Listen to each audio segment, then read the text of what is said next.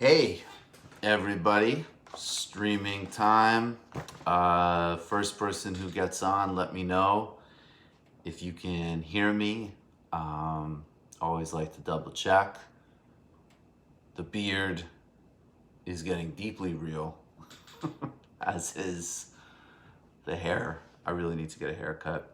But yeah, just doing a little bit of a Monday stream. Of course, we'll have the main show tomorrow night. Bill Fletcher Jr., the guest. Uh, can everybody hear me? And please, as you stroll in, hit the like button. I'm going to give you guys some book suggestions and then try to get to as many super chats as possible so we can hit our goal for this month. YouTube has definitely been extremely unhelpful. So the kind of targets we were hitting before, now we're steadily falling under. But those super chats really help. This hat is made by a friend of mine, Ade, who has a company called shop called Rome, which you can find on Instagram. And I just like the guy's hats in particular, but everything. He's just ultra talented dude.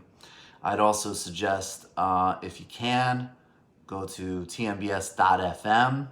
We've got a new shop ready, American made, mostly union made clothing. It's our TMBS pop-up shop. We got the No Coup shirt, the Sankara shirt, and they're selling really well, so go snag yourself some and pre-order. They're pre-order for another couple of weeks. And then, of course, go to patreon.com/TMBS to become a patron, get the whole show. If you're a patron, drop in the comments why you enjoy being so. But let's get to some book recommendation. As I say, I'll take some super chat questions. This book, Strategy, by Lawrence Friedman. This book is amazing. It's a comprehensive history of strategy as a concept, from mythology, including Greek mythology, biblical strategy, strategy in the primate kingdom, and strategy in literature through Marx and revolutionary strategy, guerrilla warfare, and also strategy from the basically modern Pentagon strategy. I love this book. It's really well written. It's really fun.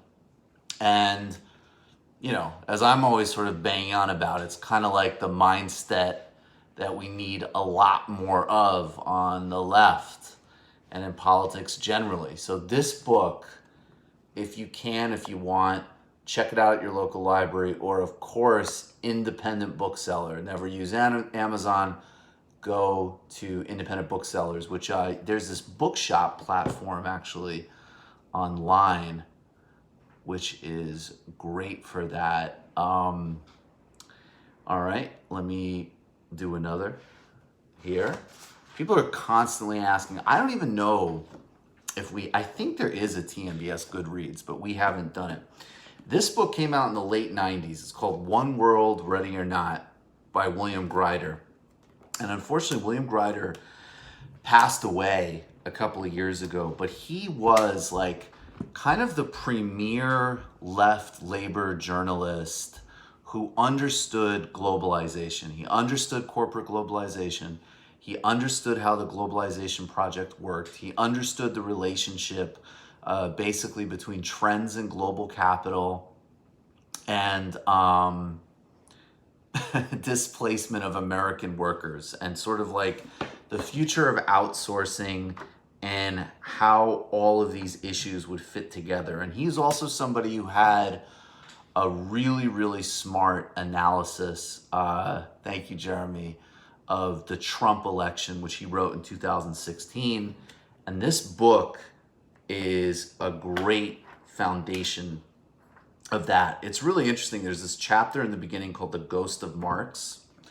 And again, this is written in the late 90s at a time where there's still this total sense, of course, the most infamous example is Francis Fukuyama and the end of history, but also in the pop sense, this was like the height of the popularity of Thomas Friedman and Alexis and the Olive Tree, and this inevitability of consumer-driven globalization. And chapter 3 in this book is called The Ghost of Marx. And you got to realize, like, in that context, that was very unusual to cite Marx in those terms and sort of bring him into the debate. And this is how he opens this graph. You could tell this opens that chapter. You could tell this is very much before things got trendy. This is a book that came out in the late 1990s called One World, Ready or Not, The Manic Logic of Global Capitalism, and the author was William Grider. Marxism is dead. The communist system's utterly discredited by human experience, but the ghost of Marx hovers over the global landscape, perhaps with a knowing smile. The gross conditions that inspired Karl Marx's original critique of capitalism in the 19th century are present and flourishing again.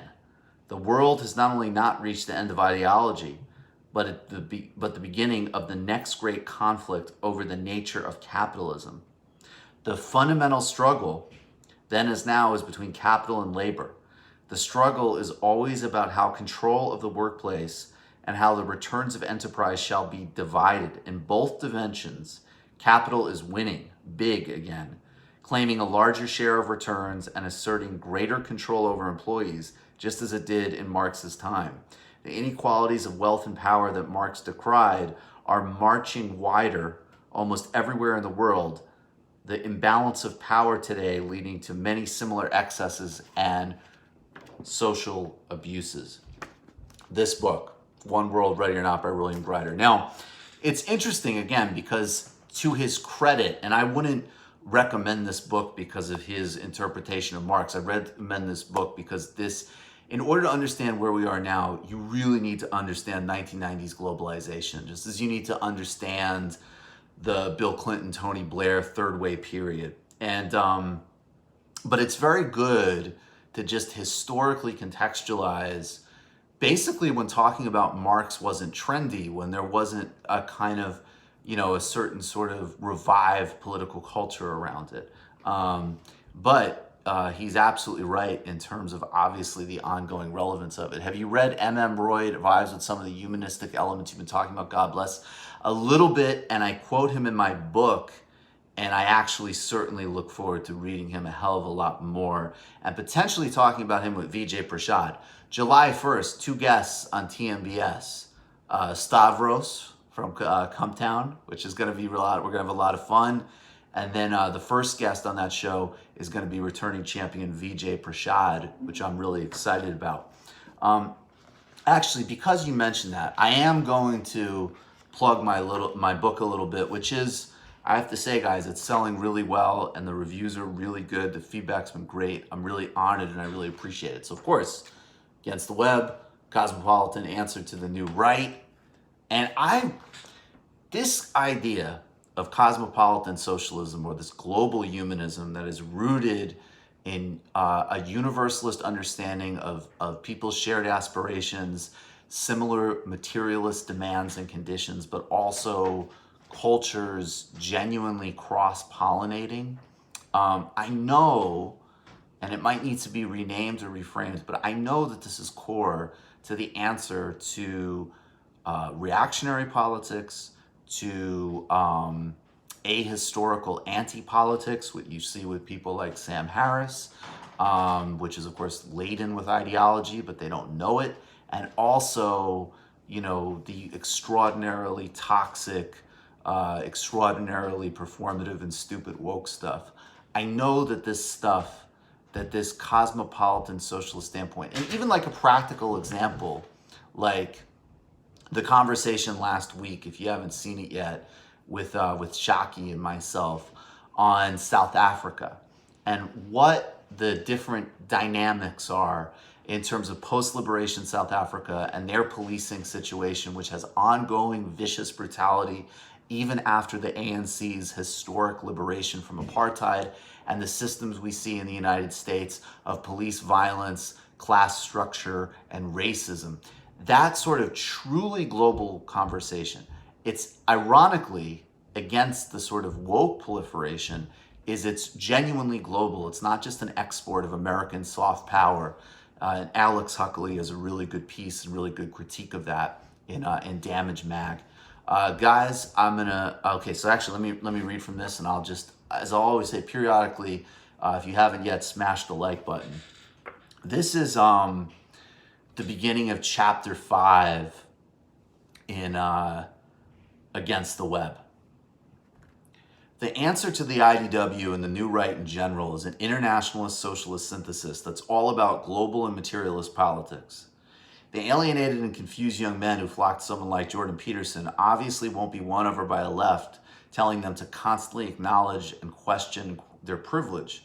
Nor can the even greater mass of people who aren't as plugged into politics and culture war as IDW fans be tempted into greater engagement through a politics that centers on moralism and policing of every petty interaction. We need a material analysis buttressed with a sense of humor, a recognition of human fallibility that connects the fight for a better world to the immediate interests of the majority of the population.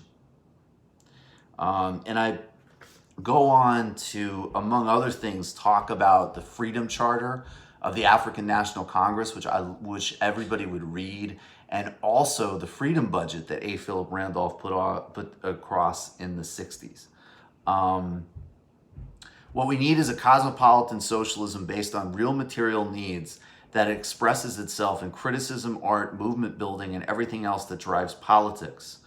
Again, following Gramsci, we need an integral approach that fuses universal desires and aspirations and material concerns with the recognition that we in fact live in a globalized, interconnected, and neoliberal world still defined by grotesque inequality, ecological crisis, and resurgent right-wing authoritarianism.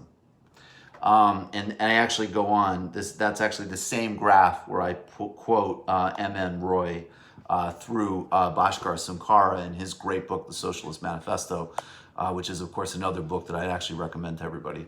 So I realize that this cosmopolitan, because it's associated with this sort of like highfalutin jet set stuff, right? Like, you know, it's about kind of like bougie people, you know, engaging in different types of culture, or as Stuart Hall said, like, you know, eating sushi. And of course, in the 80s, that was, you know, really out there or whatever. But there's actually a grounded cosmopolitanism. There's a cosmopolitanism of, in the best, like the actual melting pot of the city, the multiplicity of, you know, of neighborhoods with different folks coming together, small scale enterprises. Cedric Johnson writes about this, that a sort of actual tolerance rooted usually in shared class concerns, but also, you know, in a kind of grounded day in and day out living. So look, I also think, you know, obviously I'm all about a cosmopolitan intellectual culture and engaging globally as much as possible, but it doesn't need to be, it's really grounded, you know, like my grandmother, who worked in a union and was at Penn Station as a, you know, selling tickets, is much more cosmopolitanly oriented in her life in many respects, you know, than certainly a lot of people today. Please do, as I say, I'm going to keep saying, hit the like button. And if you guys want this to keep going, hit me with a bunch of super chats for some questions, because that helps us keep moving everything forward. But I understand where everybody's at. And honestly, the truth is with Patreon and everything else, we're doing really, really well. And we're continuing to grow and put stuff together. So I really appreciate all of you. And we're obviously in a lucky position. Really excited about tomorrow night's show with Bill Fletcher Jr., Joshua Kahn Russell joining us in the post game, talking about why we need to save the post office, the 2020 election, and 5 steps to labor's future with Bill Fletcher Jr. One other book Pepe Mujica, the wisdom of the world's most humble president. Will you be doing anything on the Mexican Revolution and many tendencies to modern fulfillments as the EZLN? Wish I could be a patron, but work as well. Well, first of all, if you want a deal, let us know. We always give people deals. If they need a deal and they want to become a patron. Yes, those are two subjects I'm looking into, and they will definitely be future illicit history episodes. The one we just did with Joanna Wiest on the Supreme Court capital trans equity, and the sort of contradictions and dangers of the corporate diversity pitch, just excellent. And as always, we're highlighting the work of a lot of really amazing people, and Joanna Wiest is another incredible scholar. I check out all of her work. Mujica, The Wisdom of the World's Most Humble President. This is the third book I'm recommending to grab at an independent bookseller. This is a book of quotations. Pepe Mujica, you can look in the archives. We've done some videos on him. There's a great documentary on Netflix about him. Fascinating. Former leader of Uruguay, was a political prisoner for 13 years. And this is just a book of his, quotations. He really has a great way of expression. Politics has allowed the market and the economy to enter its roots. Now stunned, it struggles to take back control. That was probably at the height of the pink tide. I'm looking for more. The consumer cultures of rich countries teach us we should live consuming like rich to be happy. That is a culture we cannot have in young countries that have not become capitalist yet. He was very concerned, is very concerned about consumption, materialism, and ecological limits. But at the same time, not in a sort of like crass upper class way. He cut poverty significantly in Uruguay and was at pains to say that he was not promoting in any way underdevelopment or poverty. Let's see. So this is another one, and I think we need to bring the concept of freedom down to earth, to be concrete. Bring back individual freedom in which one is free to use one's time and make life what one wants it to be. I like to go out with my tractor because I have the soul of a countryman. But for others, it might be soccer, cars, going dancing, or friends. It's what's most important. What's important is that we have more time. We have, the happier we will be, and the richer our life will be. That is so, to me, poignant. Obviously, in terms of so many people's work lives, but also, really reflecting. I keep reflecting on the absolute toxicity of social media platforms and how it just colonizes so many aspects of our lives and just ends up essentially wasting an extraordinary amount of time because we're incentivized to post and post and post for platforms that, of course, have no concern and interest in our well-being or building healthy human solidarity. So those are the three picks, guys. And if you guys want, I can hang out and do a few super chat questions or impressions. But if not, I got to run. Tomorrow, we're live at 7 o'clock with TMBS and guest Bill Fletcher Jr., post-game guest Joshua Kahn Russell. Go to patreon.com/TMBS to become a patron, get the whole show. And we've got a lot of patrons, and as I always say, I immensely appreciate all of you. Go to tmbs.fm. The No Crew shirt, the Sankara shirt, the stuff is really fun. And if you haven't yet, much appreciate, and I really think you will enjoy Against the Web, Cosmopolitan Answer and New Right. That synthesis in the concluding chapter is sorely needed right now. So I'm happy about that, but bummed it's not more prevalent. But if not, guys, I will wrap up, get back to prepping for tomorrow night's show. And I hope everybody is safe and strong and doing well. And we will see you very, very soon. delete all your socials. It's way easier than you think and only makes your life better. 100%. 100%. I have no doubt that every type of social indicator, around things like emotional health would skyrocket if all socials were deleted. A lot of different feelings on the beard. I'm actually kind of shocked at how popular it is. My mom, not a fan. Does not like this level of beard. but most other people seem to think that the beard is very popular. So, all right, folks. If there's no more, I'm going to get going. Again, those books are Mujica, Wisdom of the World's Most Humble President. Of course, I'll plug it, Against the Web, Cosmopolitan Answer to New Right, One World, Ready or Not, The Manic Logic of Global Capitalism, and Strategy, A History by, I always forget this for some reason, Lawrence Friedman. Guys, stay safe, stay well, be kind to yourselves and others, and also realize that that effort starts over each day. All right, everybody. We'll see you tomorrow night. Take care.